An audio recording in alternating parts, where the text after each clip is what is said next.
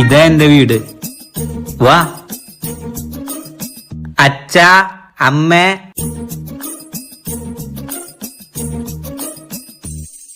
നോക്കടി നിന്റെ മോൻ എന്താ ചെയ്തേന്ന്. ഏതോ ഒരു പെണ്ണിന് വീട്ടിൽ നിന്ന് വിളിച്ചിറക്കി കൊണ്ടുവന്നോടുക്ക. നമ്മളൊക്കെ ഇവിടെ ജീവനോടില്ലേ. ഒരു ജോലിയും കൂലിയില്ലാത്ത ഇവനോ ഒരു വാഴ. ഇവനെ വിശ്വസിച്ചു വന്ന ഇവൾ അതിലും വലിയ വാഴ. 2 വാഴകളും കൂടെ ചേർന്ന് ജീവിതം ഒരു വാഴപ്പിണ്ടി ആക്കാളെ പുറപ്പാടാ അല്ലേ?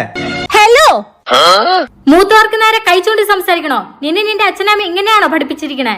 ഞാൻ പറയണത് അങ്ങോട്ട് കേക്ക്.